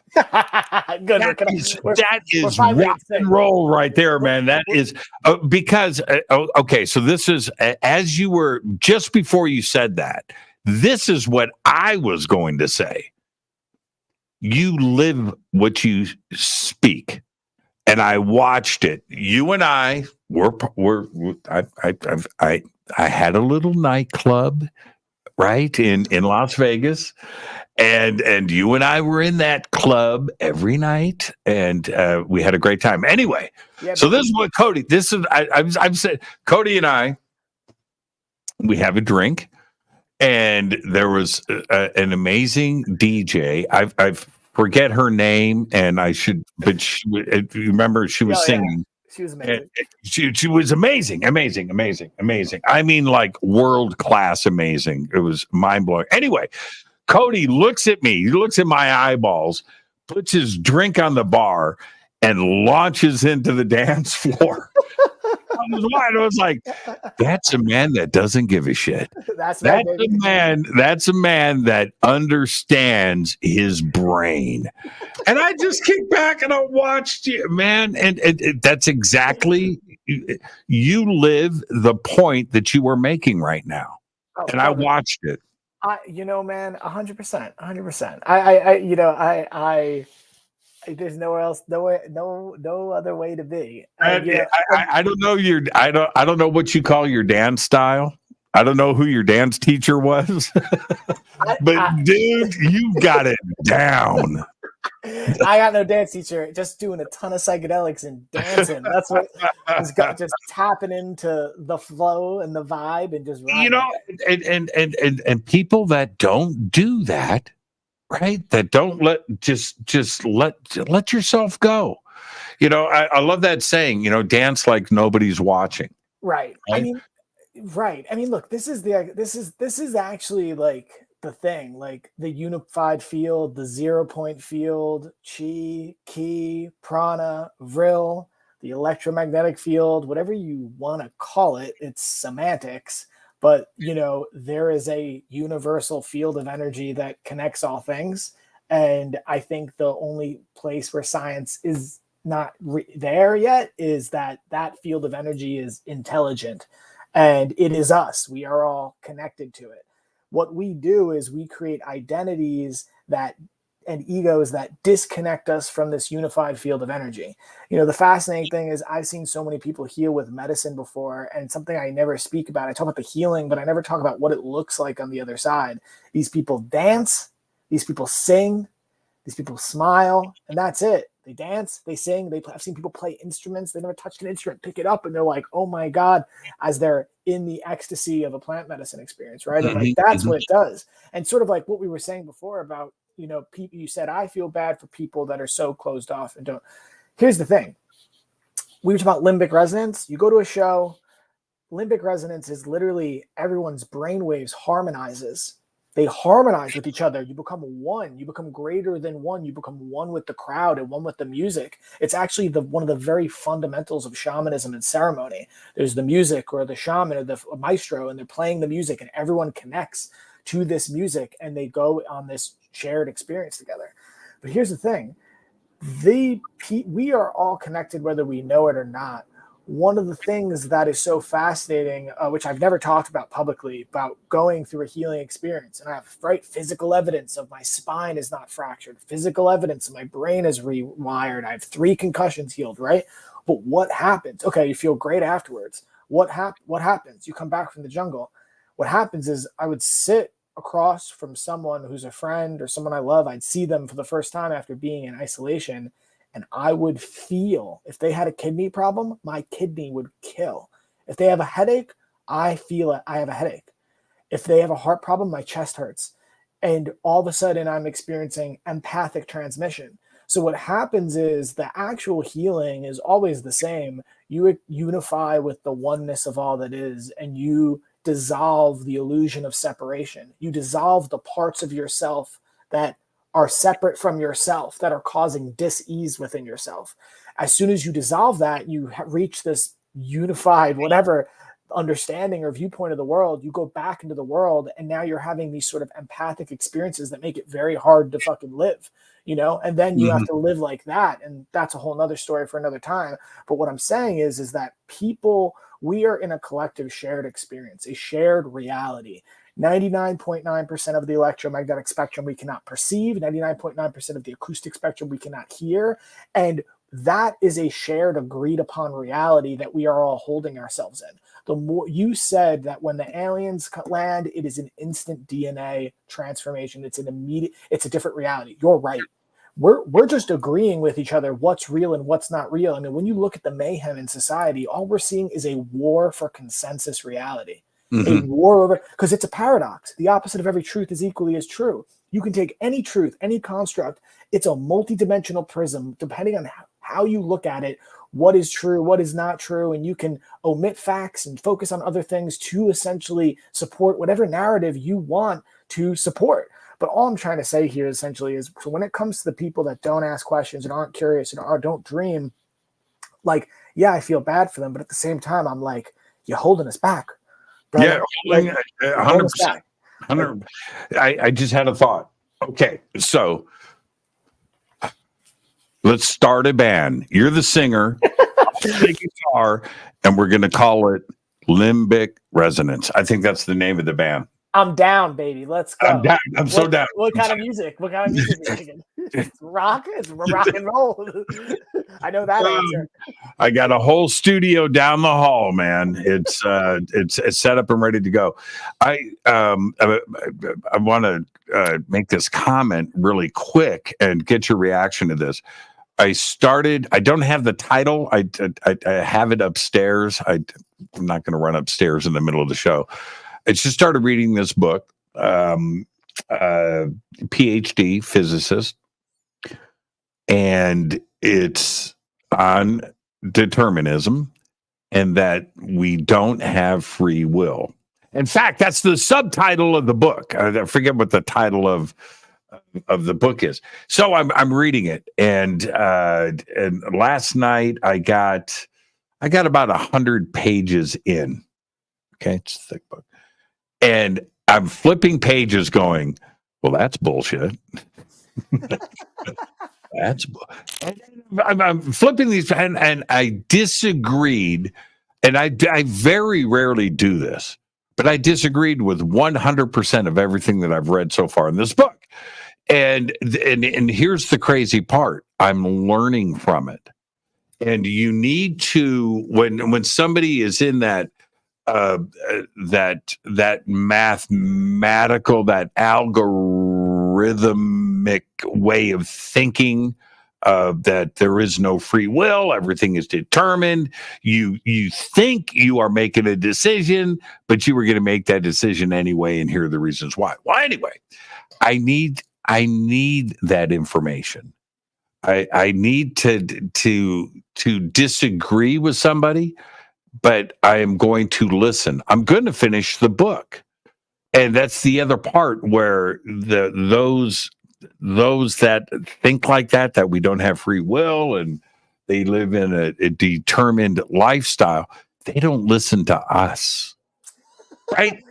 You know what I mean? No, I do. I mean, look, I have some thoughts on it. I mean, like, I think, like, first things first, hold two truths in one hand, right? Like I think that's like the biggest thing for all of us. Like, hold two truths in one hand. Like, there's a paradox at play with everything. Like, I said it before, but the opposite of every truth is equally as true. Like, we are in this thing where it's like, no, it's yin, no, it's yang, no, it's yin, no, it's yang, no, it's yin, it's yin yang, right? Like, it's both at the same time, right? It's two sides of the same coin. We're trying to not see the side and see the coin and understand that both are true, right? So we have a more holistic perspective, right? So, I mean, when it comes to, right, that's the whole thesis of Forrest Gump. I love that movie. It's around essentially free will and destiny being the same, being both true in the end, right? And that's what I'd say about determinism versus free will. I mean, look, my personal experience as a scientific materialist atheist going down the journey right. I've gone down, where it is empirical evidence. I took my mother, I took my siblings, I took my wife, I took my best friends. They can all check it out. Jimmy, come with me. We'll do it together. Like, whatever. Like, their main thing is you are met by an ancient, sacred, intelligent force that is all things, that is you, but is also everything and all that is, and it loves you and it cares for you and it's always here for you. But it's like a parent. Like, you can't smother your kid. You got to, like, wait in the other room and, like, watch them from afar. You know what I mean? Otherwise, it's gonna be like, Mom, Dad. Like, what I'm trying to say is, this intelligent force, I believe it. I experience it all the time, right? So my belief system is that when it comes to free will, I believe we have free will. I believe free will is the cause of all of our suffering. Essentially, we are given the ability to do what we want to do when we want to do it, but there is a higher intelligence that is us, call it the subconscious mind, that we are a part of, that essentially is operating things from a higher level. And that once we stop to, using our free will to resist, which I do think resistance to change is the cause of all suffering. And once we stop using our free will to fight the tides of the universe or whatever it is, and we surrender to it and go with it, I do believe that's the key to life. So what I'm trying to say is, like, yeah, I kind of do believe in, I believe we do have free will, but I do believe there's some sort of determinism, like things. I just think it's us doing the determining. Like, we are a part of the thing that is, I know I'm speaking in paradoxes, but I don't know how to explain it. I just believe both can exist at the same time. They have to. If we just break it down to the simplest of the simple, you've got ones and zeros. Right. You've got hot and cold. Right. You've got good and bad. Right. That entire existence of the universe is based on that. You can't have one without the other. Right. and basic math, the way the particles combine, Cody, they only combine so many ways. We don't have infinite elements. We don't have infinite particles or types of molecule. We don't. And so one basic thing attaches to another, a star is born. That's math. Right. And then because of that, a dust ring forms around the side, and gravity comes into play, and then planets are, that is all math. That is determined. It is inevitable. It's going to happen. What you throw into the mix is consciousness. Right. That's a whole nother situation. And that's where free will, the whole deterministic lifestyle, and they don't want to discuss consciousness and how that exists outside of the physical, right? Because that isn't determined. That can't be determined, right? It can't be. It can't be measured. It can't be seen, right? It can't be quantified. Are you? I'm not very equipped to talk about it, but are you? Like, do you follow? My sister is very, very into astrology, and she will, and she's a baddie. She's a badass. She'll be like, when she really got into astrology, and really, she after that she started being more deterministic. I think when she just saw the cycles of things, like she really, now she feels like she'll debate me all the time when I'll be like, we have free will. That's the foundation of this reality. And then she'll be like, it's all an illusion. She thinks it's all. What's your sister's name? Cheyenne. Okay, Cheyenne, when you listen to the show, listen to my words very carefully. Because Cody is going to tell you to listen to these words. You're at an ice cream shop, and in front of you is your favorite, a chocolate shake. And then you have a vanilla shake, and they both are amazing. But you go, well, you know what? Today, I'm going to go strawberry. That's free will. Right. And no matter how if you think that Mercury, right, is going to make you drink that strawberry shake, or the alignment of the stars. I've got friends, and you've met him, right? David, he's amazing. But there are situations that are absolutely free will, and they're not. I don't think they're determined by the stars. This is the other thing I'd say about that. I think I saw Jim Carrey talk about this once, and very brilliant man. And he essentially said he was like, he picked up a tea and brought it to his lips and drank the tea, and he said, did I choose to pick up and drink the tea, or was I thirsty, so I picked up and drank the tea? So he's saying first comes the impulse of thirst, and then he made the choice. And he said, therefore, he was saying the compulsion was coming from somewhere else. Therefore, it wasn't him, so to speak. But look, man, I'm with you. I could talk about free will and determinism forever. But what I want to know is this, because I know we only have a little bit left. We have a little bit of time, yes. Jimmy. We only have a little bit of time. Only a little bit. What I want to know, I think we all want to know, have you ever had, what is the single most mystical experience you've ever had in your entire life?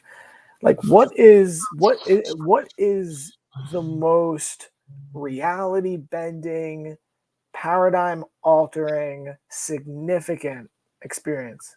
Okay. I look, I could talk about UFOs. I could talk about contact. I could talk about a spiritual place. I could talk about some Kundalini pineal gland activation. Oh, cool. Right? No, that's all simple stuff. Cool. Right? No. I had, I'm not going to get into specifics. I can't. But I still do. I had a device gifted to me. I'm not going to say anything more than that, but let's say it was a crystal ball. I'll just use that as a metaphor. And and this crystal ball that was given to me. Okay, here's a meteorite right here. This is a meteorite. It's pretty cool, isn't it? Yeah. Nice chunk of meteorite. Okay, so let's say it's gifted to me by a shaman, and he says, you say these magic words as you're holding this meteorite, and your wish will come true. Right? Okay, so I'm gifted this, and private moment, and I'm holding it, and I made a wish, an extreme wish. It fucking came true the next day. Whoa. Yeah. And I was like, what? Right? I mean, out of the blue. And it was such a moment, Cody, where I backed off and went, there's something else here that we're not being told. There's something else going on, and it's real. And for me to make, some kind of extreme statement like this, it's when something like that extraordinary, and the reason why I don't want to get into specifics and stuff, because there's people involved, and I'm just not going to do that. But I'm serious. The next day I went, what are the odds? That's what you think, what are the odds? Yeah. Well, the odds are too big, so it's not a coincidence. And there are ways we call it manifestation or whatever you want to, but there is another power. There is something else going on outside of our little 2D existence. Now I'll say this. I had one moment. I'll share this with you. I've told the story before, but it's first time for you. I'm sitting with about 100 people at night. We're doing a sky watch in this open field, and it's my event. Okay. And we've got 200-300 people there, but about 100, some people were sleeping, but it's about 11 o'clock at night, and we're sitting in these chairs, and I'm at the end. So to my left is about, 75 people. Behind me, a few dozen people. And over here, off to my right, is a family standing there. Okay. And this is what happens. It's dark. And I'm sitting in this, I'm just resting. It's been a long day. And I'm sitting and I'm looking out across this field. And from behind this tree, I see it's about maybe quarter mile away, maybe 200 yards, across this field. There's a forest. And behind this tree, I see this little gray ball rise up, come over the tree, Wow. expand, and come down in the middle of the field. And it's flat. It's flat like a quarter. Wow. It's 2D. It's not round. And so I see, and it comes out, and then and now it's about, I'm going to guess, and probably say 50 feet tall. So it goes from just being a little ball of light, right? It comes down, and it's now sitting. I see it go like this, right? I see it go flat, right? I see that now it's sitting. It's about 50, and it's gray, and I'm looking at it, and I rub my eyes. Cody, as I live and breathe, this is exactly what happens. You ready? I go like this.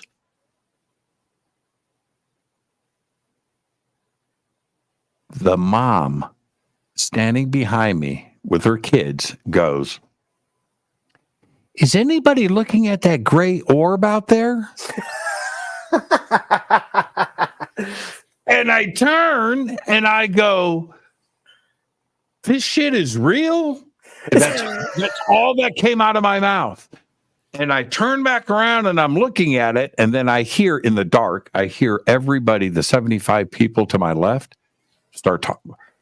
Oh, whoa. The orb. And it's the only time I've ever seen anything like this. So, and then it disappeared. Wow. And I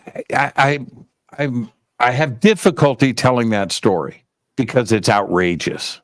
Not at all. It just sounds like the biggest load of BS. So the next day, I jump on this motorcycle and I ride out across the field, and I don't tell anybody what I'm doing. I'm just going to take a ride on the motorcycle, right? I'm going out there to see if it was a trick, right? I'm out there looking for electrical cables, a projector, maybe some kind of film. It was, you know what I mean? Like it was some parlor magic. And what really flipped me out is when I got out there, the tree is there, but behind it was just an open field, and it didn't look like I thought. I thought it was a thicker forest out there. There was nothing out there. Whoa. I parked the motorcycle and I'm looking around, and no. It was okay. So now this is where I'm going to flip this back on you. I just told you this story. You do pitch meetings. Yes. Right? That is your existence. That's your free will existence right there. I gotta change something. I'm sick of it, man. Sick of this system. I gotta get at your level. Yeah, I will be.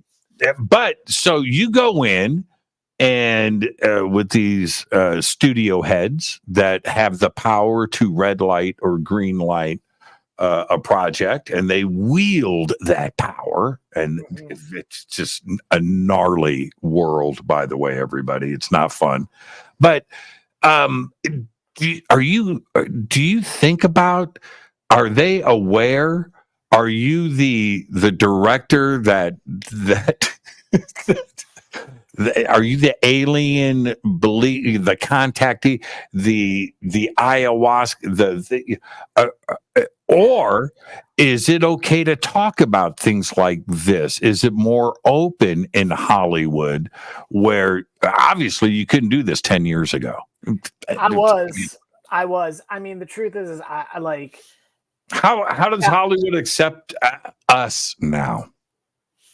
Better, but like not as much as I think. I mean, this is what I'd say is, as my life is, it's such an interesting thing. When you see something, when you have something like this happen, let's keep it simple. You see a movie you like, you see a video you like online that you love it. It means something to you. It makes you feel something. Maybe it changes you.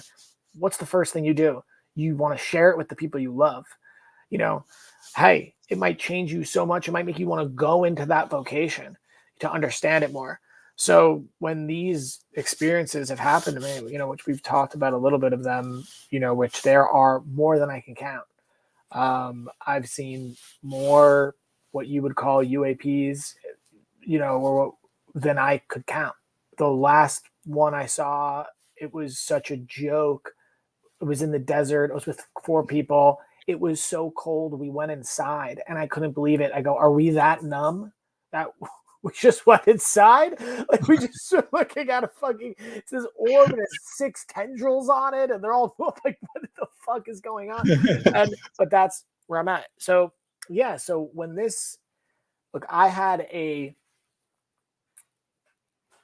I got into this because I love movies and they changed my life. But then I started learning about, something more important. I started learning about, truth.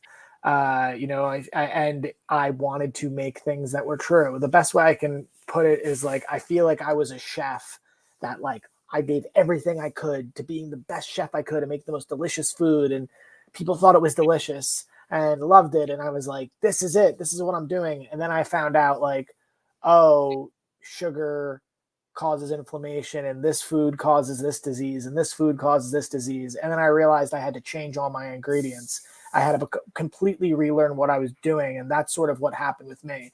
I would get sent a lot of Hollywood stuff. I had a very fast rise, but I didn't believe spiritually in what it was saying. If it wasn't a lot of the media, it's designed in a manner that is, it's a little bit more to prey upon your lower faculties, maybe your fear or something like that, as opposed to uplift sort of our higher faculties. So yeah, I mean, I started like pitching projects that were way far out. It could be trying to put together Many Lives, Many Masters, the Brian Weiss biopic, you know, Dr. Mack's biopic. I have so many movies that cover all these, or projects that cover all these different things, which doesn't even truly make sense because I'm like a comedy, like a dark comedy guy. But like, this is just the stories I wanted to tell. And I think that like I would meet people that are going through the same sort of like revelations and transformations that we're all going through. But yeah, when I would say certain things to them, it could alienate them. No pun intended. Some people, you know, shut the fucking door and whisper and they tell me what's really up. And I know who those executives are all over town. I know an executive at Lionsgate who like loves, who does remote viewing and astral projection. And I know people all over. But the truth is as much as the world's waking up, as much as the town, I wanted to think the town is waking up. It's not. There's a phenomenon in nature called mimesis, which is essentially an organism mimics its environment to increase its survival. So Hollywood, we can talk about Hollywood when it comes to like Project Mockingbird, and the CIA put hundreds of CIA operatives into the studio system to control the media, right? That was disbanded. Some people believe it's still operating. I've never really seen that type of shit, but I see it on a far more basic level, sort of the unconsciousness seep into Hollywood. And that is everyone is pretty much projects their own fear and insecurities around whatever it is they're developing. And they just essentially homogenize everything. They want the safe thing because they don't want to lose their job. So, I mean, like, it's just, as much as Hollywood, as much as the world is waking up, these people are still in these institutions that can make it very difficult to get through. I mean, it's happening, but I do think that's just sort of like what you see all around. I mean, you were supposed to have an astrophysicist on this show tonight. And the funny thing is, for me, like, I love scientists and doctors that can talk on this stuff because they give us credibility. But the truth is that the astrophysicist from NASA is not going to say what Jimmy Church is going to say, because Jimmy Church is an artist. Jimmy Church is not institutionalized. He's not corporatized. He's broken out of the system. He is a circle outside of the box. He's not a square, right? So like the entire point is, and that's the thing, is one of the things when it comes to these type of experiences is they often happen to quote unquote artists. You know, the artist or the poet or the musician is the same archetype as the magician, the alchemist, the hierophant, the shaman, the mystic. It is the creator. Creation is divinity. Creation is spirituality. To be a creator, that's what it is. So my point is that the same way a scientist or a doctor are in these institutions and they cannot step out of the party lines too much, or they will have their credibility destroyed, their careers ruined. They can't provide for their family. They can't provide themselves, and they'll be a failure.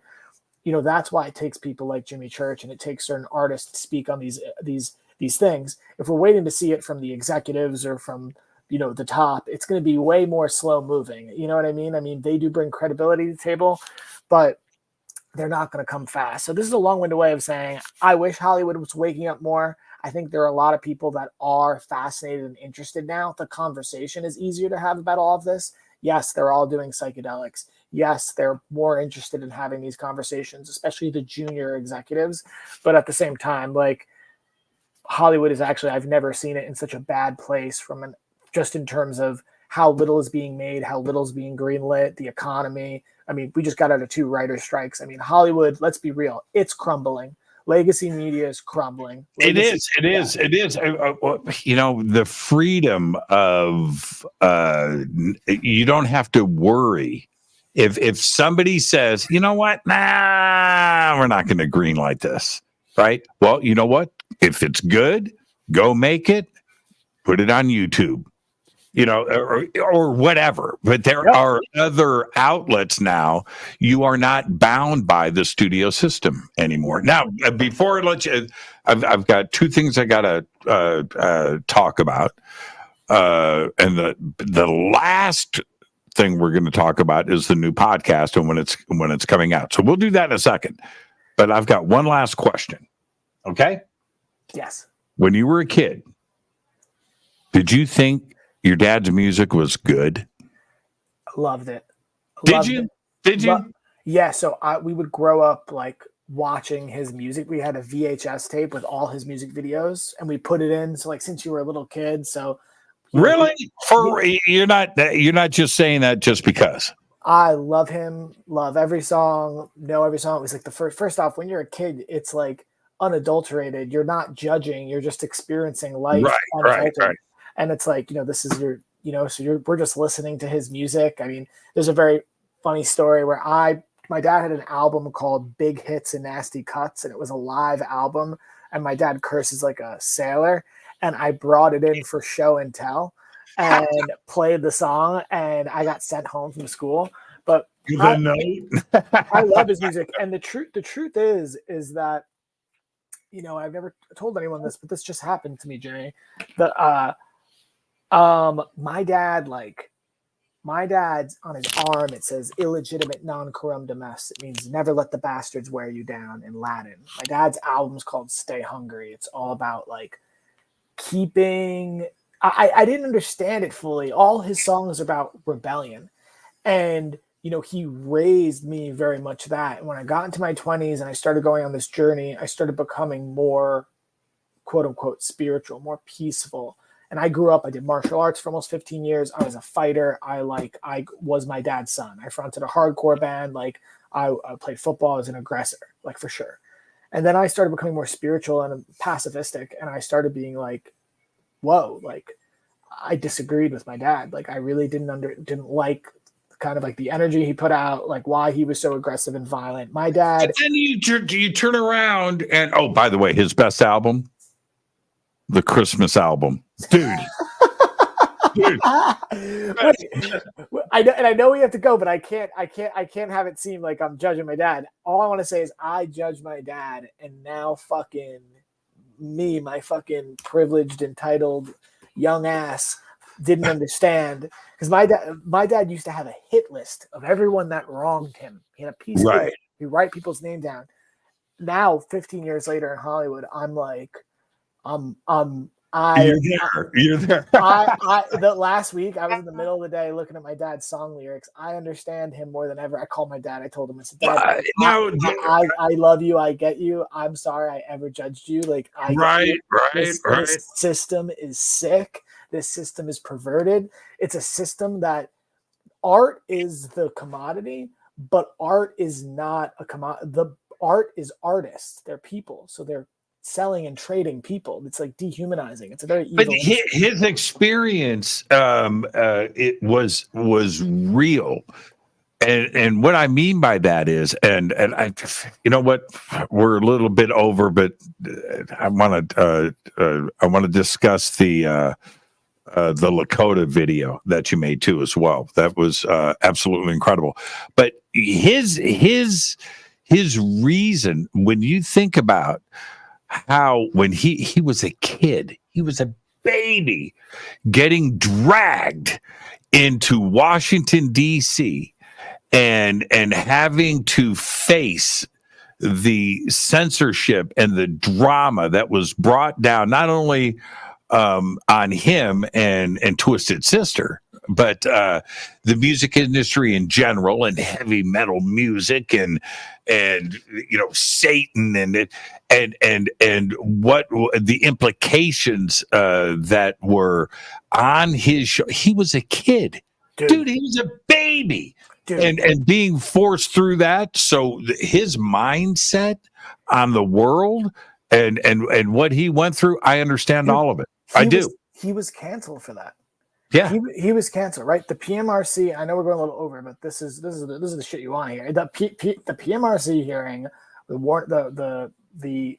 was the censorship board that created the warning for parental advisory sticker. As you know, everyone told every artist, stay the fuck away from this, go silent. And every rock star, every badass rock star went fucking silent, except the motley trinity of fucking Frank Zappa, John Denver, and my dad. He was like, they all went to Congress and fought for our rights.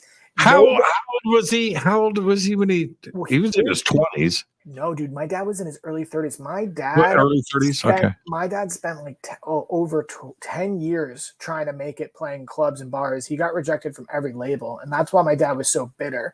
And they would say things to him like, "Yeah, get rid of like the makeup and the outfit." And my dad would be like, "Fuck you," like because he took it as like my dad wore the makeup and everything sort of like armor.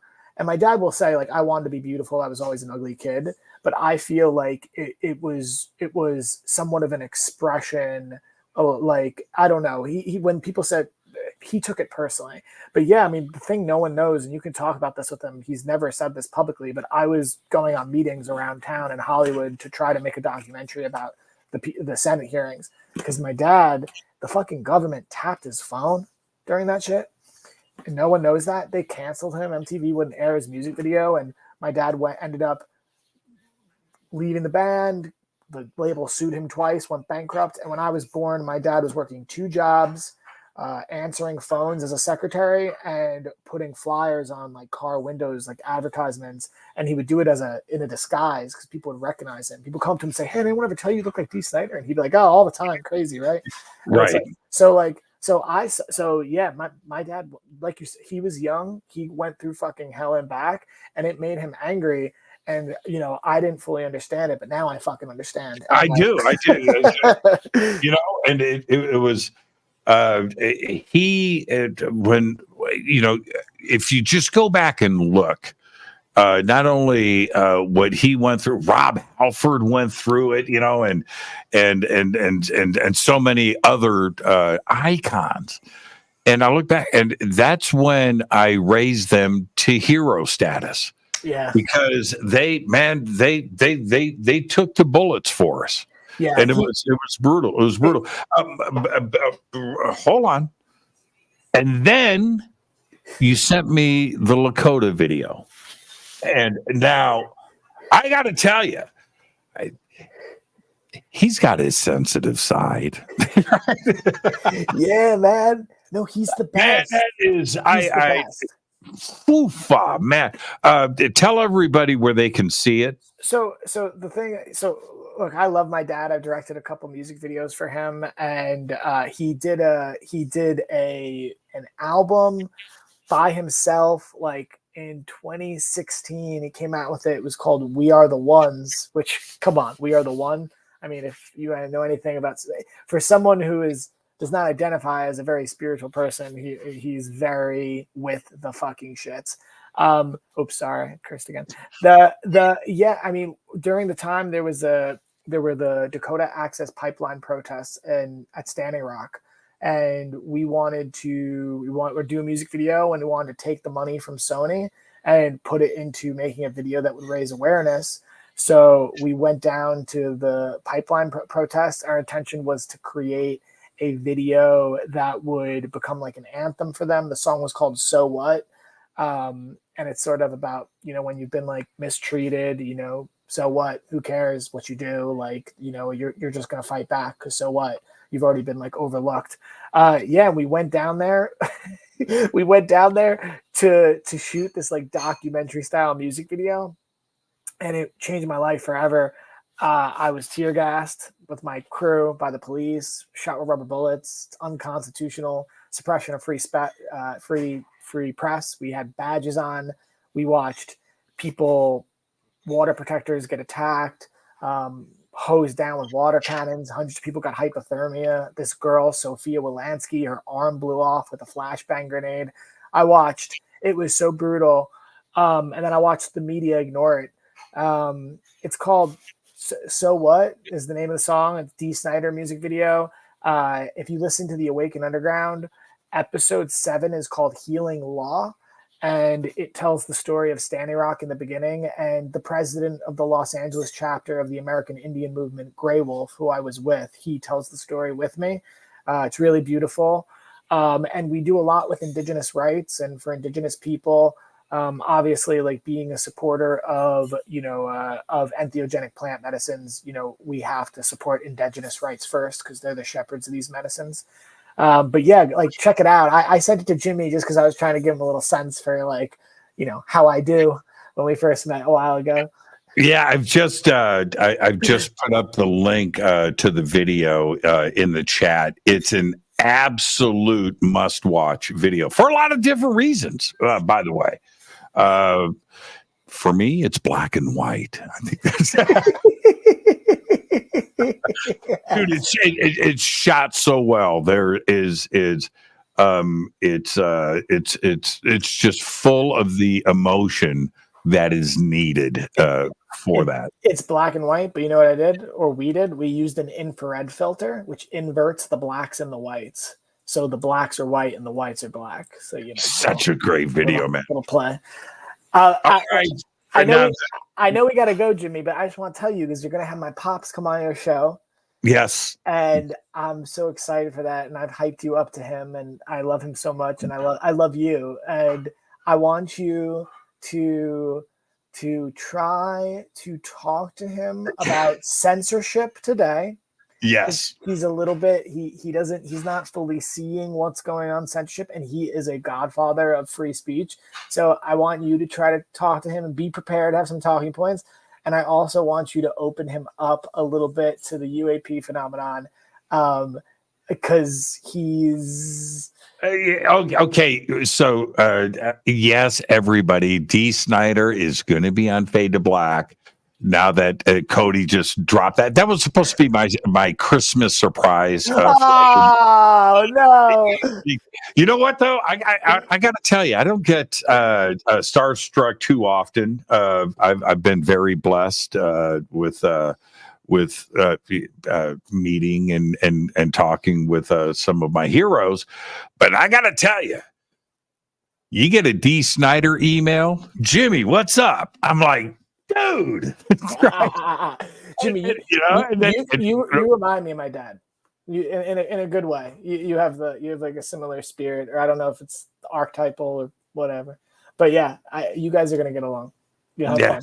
Yeah, I'm sorry I ruined the announcement. Yeah. Okay, everybody knows now. Okay, so now tell us about the new podcast and not only that, but when is this studio going to get finished, and when do I get to come down and hang out and be on your show? All right, here's the fucking tea. Oh, sorry, I cursed again, but whatever. I'm just going to say it. All right, we made the Awaken Underground last year, and we made it to try to help people who were the traditional medical model and pharmaceuticals were not working for them. We wanted to help people get to these medicines and raise awareness, and it was great. It was a hit. Got nominated for iHeart Radio Award, topped the charts, blah, blah, blah. But it showed us something. It showed us a few things. One thing is, it just like you, Jimmy, it showed like coming out of the closet was not so bad. Nothing changed. If anything, it was healing for me. And the great thing about being your authentic self is not only that it attracts those like you, but it repulses those not like you. And everything I feared about it was all a blessing. It just was a positive experience. So here's the deal. After Awaken Underground and that success, and after the futility I've experienced is being stuck in the studio machine, I'm done. I'm done with legacy media. I will keep some projects in Hollywood, and I will keep doing my thing here and there, like the movie I'm writing for Ron Howard and Imagine Entertainment. But I'm starting essentially